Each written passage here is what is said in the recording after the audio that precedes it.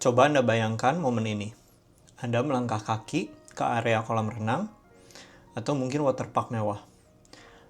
Anda pun di sana menghirup napas dalam-dalam dan seketika aroma menyengat yang khas memenuhi paru-paru Anda. Di mana di sana Anda mencium bau kaporit. Di titik itulah secara psikologis otak Anda langsung memberikan sinyal rasa aman. Di sini Anda boleh berpikir, bagus, air ini pasti bebas dari kuman. Jutaan orang di seluruh dunia merasakan hal yang sama tiap harinya. Tapi di hari ini, saya akan menghancurkan ilusi itu.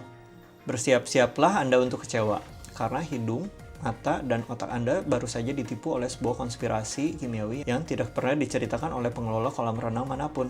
Ternyata bau menyengat yang selalu Anda kaitkan dengan kebersihan absolut itu, sebenarnya sama sekali bukan bau murni dari klorin. Secara ilmiah, bau itu adalah gas beracun yang disebut sebagai kloramin.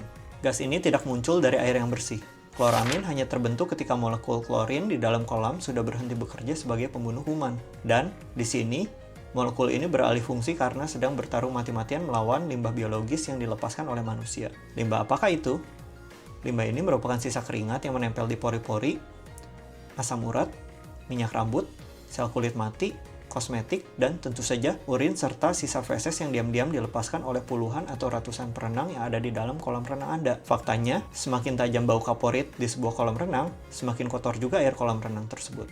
Selamat datang di realita mikroskopis yang selama ini Anda tanpa sadari. Anda tidak sedang berenang di air yang bersih, namun Anda sedang berendam di dalam sup biologis raksasa. Di channel Mikrobiologi Giana Yatra, kita akan membahas bagian-bagian terkecil dari makhluk hidup di air kolam renang. Mari kita simak sampai habis video ini.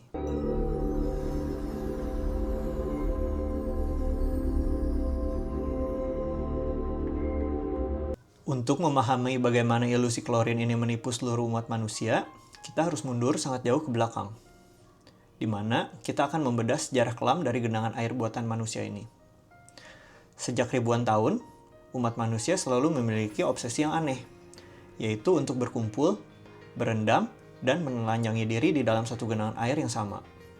Kita mulai dari peradaban kuno di lembah Indus pada tahun 3000 sebelum Masehi, hingga kekaisaran Romawi yang membangun ratusan kompleks pemandian raksasa atau yang kita sebut sebagai thermae di seluruh penjuru wilayah kekuasaan sebagai simbol peradaban elit.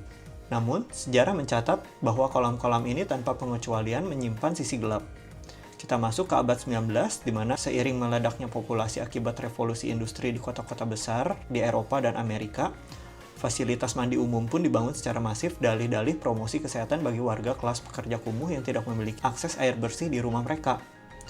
Sebagai contoh, di kota Boston, Amerika Serikat, pada rentang tahun 1897 hingga 1898, hampir 2 juta orang berdesakan menggunakan fasilitas pemandian terapung dan kolam renang buatan di sudut-sudut kota. Tapi, tahukah Anda apa efek samping dari promosi kesehatan ini?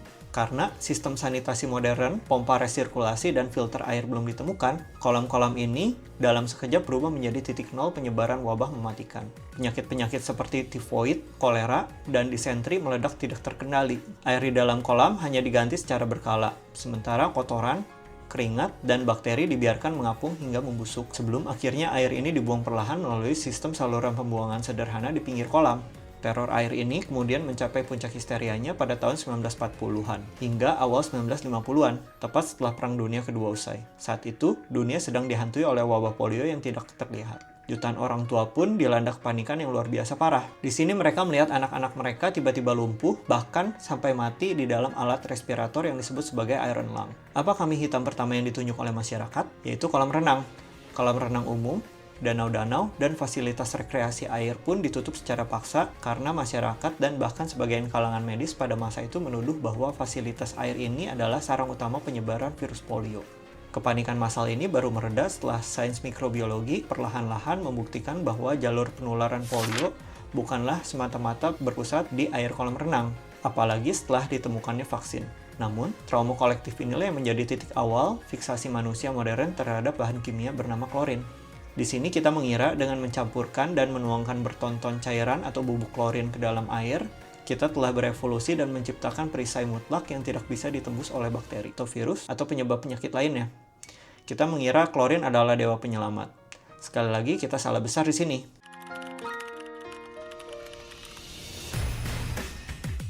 Klorin sendiri memang disinfektan yang sangat hebat. Dalam hitungan menit atau detik, Molekul klorin sendiri bisa mencabik-cabik dinding sel sebagian besar bakteri lemah seperti misalnya Escherichia coli atau Salmonella. Tapi di alam semesta tidak pernah diam. Teori evolusi Darwin pun berlaku sangat keras di tingkat mikroskopis. Patogen-patogen ini berevolusi dan belajar cara untuk melawan balik klorin yang kita gunakan. Perkenalkan patogen ini, yaitu Cryptosporidium. Ini bukan sekedar bakteri, tapi ini adalah parasit protozoa, yaitu monster mikroskopis yang memaksa para ilmuwan, dokter, dan insinyur air di seluruh dunia untuk memikirkan ulang seluruh sistem keamanan air kita. Parasit ini sendiri telah berevolusi dengan cara yang sangat ekstrim. Ketika berada di luar tubuh inang atau di dalam air, Cryptosporidium ini membungkus dirinya sendiri dengan sebuah cangkang yang kita sebut sebagai ookis. Cangkang ini memiliki struktur yang sangat tebal dan rapat. Cangkang dari ookis ini membuatnya benar-benar kebal. Saya ulangi sekali lagi, benar-benar kebal terhadap dosis standar klorin yang kita gunakan di kolam renang umum. Fakta medisnya akan membuat Anda bergidik di mana Cryptosporidium ini bisa bertahan hidup dengan sangat santai, mengambang di air kolam renang yang sudah diklorinisasi, di mana kadar klorin ini pun sudah sesuai standar dan terlihat sangat jernih selama lebih dari 7 hari. 7 hari di dalam racun klorin dan patogen ini pun tidak mati. Lalu, bagaimana cara parasit ini dapat membunuh dari dalam? Skenario-nya sangat sederhana. Jika Anda berenang, lalu Anda kelelahan, dan Anda tidak sengaja menelan sedikit saja air kolam ini, yang mungkin hanya 1 sendok makan. Namun, jika dalam 1 tegukan air itu mengandung ribuan ookis, parasit ini bisa memasuki lambung Anda. Cangkang super keras ini akan pecah karena respon terhadap asam lambung dan juga enzim-enzim pencernaan di usus Anda. Begitu pecah, proses yang disebut sebagai excitation ini terjadi. Bibit-bibit infeksi yang sangat mematikan bernama sporozoid ini dilepaskan. Berbeda dengan parasit lain yang menginfeksi sel sepenuhnya, atau hanya menempel di luar, Cryptosporidium ini sangat licik. Ia dapat bersembunyi di zona yang disebut ekstrasitoplasmik, yang artinya ia hanya menempel di luar sitoplasma sel-sel dinding usus Anda. Dengan mekanisme ini pun, ia dengan aman berlindung di bawah membran inang, sehingga sistem imun Anda kesulitan mendeteksinya. Di posisi itu, ia mulai merusak dinding epitel usus Anda, sehingga patogen ini dapat membuat usus Anda bocor, dan merusak sistem penyerapan nutrisi, memicu sekresi cairan berlebihan, dan akhirnya memicu ledakan diare cair berskala masif yang sangat menyiksa. Mungkin bagi orang sehat, ini berarti penderitaan selama 2 minggu di atas kloset. Tapi bagi individu dengan sistem imun yang lemah, seperti misalnya pada penderita kanker, anak-anak dengan gizi buruk, atau pasien HIV/AIDS, infeksi Cryptosporidium ini bukan sekedar diare biasa. Parasit ini akan terus bereplikasi dirinya di dalam usus tanpa henti. Lalu, ia akan memicu malnutrisi ekstrim, dehidrasi kronis, dan berujung pada kematian yang perlahan namun pasti.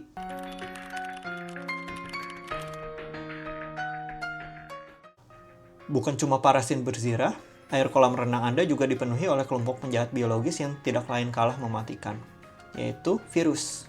Mari kita bedah patogen yang bernama adenovirus. Virus ini ibarat pembajak sel yang tidak kenal ampun. Bukannya menyerang dan memakan sel dari luar seperti predator konvensional, adenovirus bekerja persis seperti agen spionase biologis.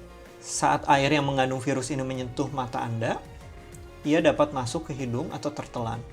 Lalu, virus ini menyusup masuk ke dalam tubuh, di mana virus ini pun melumpuhkan pertahanan sel dan langsung membajak pusat komando, yaitu inti sel atau nukleus manusia.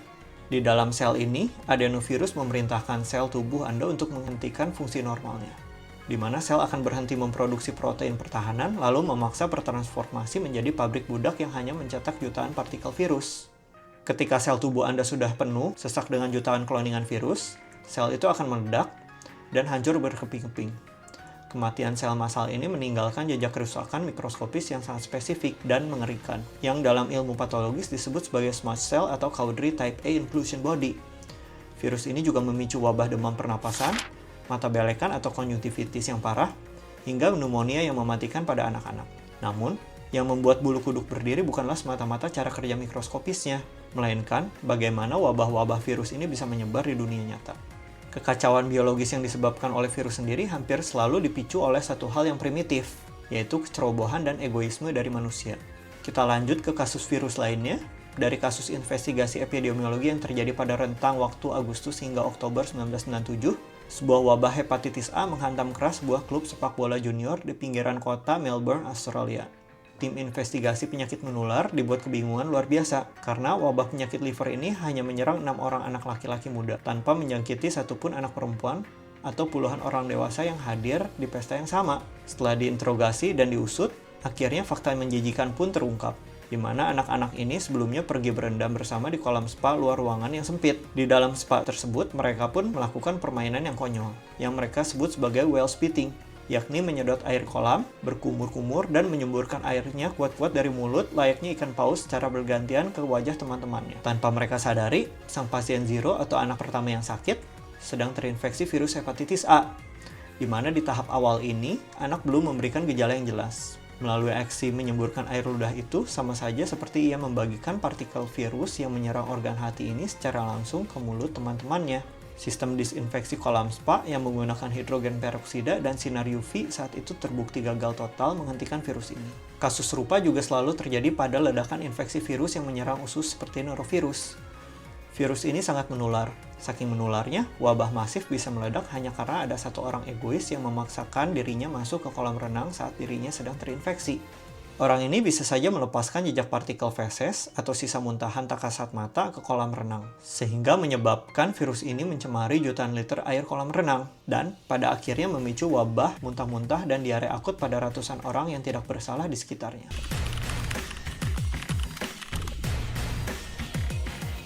Itulah realitas mengerikan di baliknya jernihnya air kolam renang buatan.